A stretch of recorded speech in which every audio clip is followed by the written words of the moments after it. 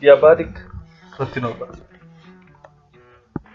Cudurro guud oo badan ayaa sidoo kale saameyn ku yeesha indhaha. Cudurkan waxaa sababa oo uu ku dhaca dadka qaba sonkorowga ama qaba macaanka.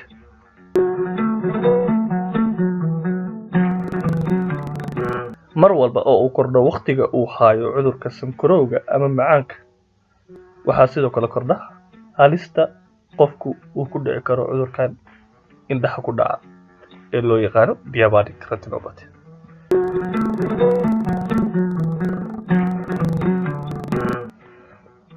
Baaritaan cusub oo la suubiyey ayaa lagu ogaaday in sonkorowga ama macaanku uu ku jiro kaalinta 5aad cudurrada ugu badan ee dhaliya indhoolannimada blindness.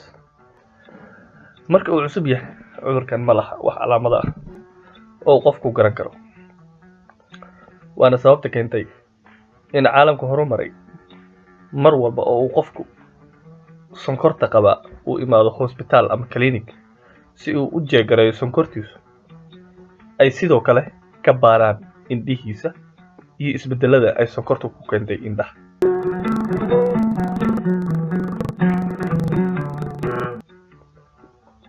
Inta hore cudurkan way adag tahay inuu qofku ogaado, laakiin waa cudur horumara oo dhaliya inuu qofku aragga beelo.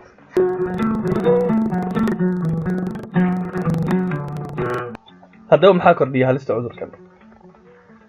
Haddii uu qofku qabay sonkor ama macaan waqti aad u badan, waa number 1, oo qofka uu ka waqti dheer yahay waa uu ka halis badan yahay.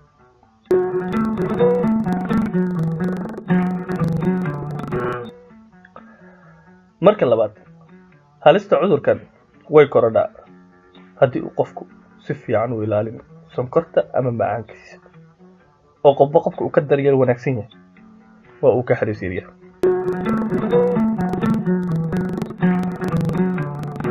Number 3, qofka ay sonkorta ama macaanku u dheertay dhiig kar high blood pressure waa uu ka halis badan yahay qofka kale.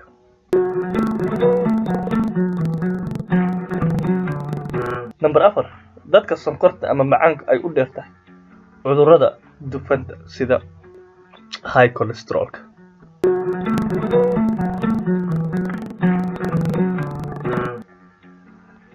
Shan, dumarka sonkorta ama macaanka qaba ee sii qaaday uurka pregnant noqday, halistoodu waa ay ka badan tahay dumarka kale.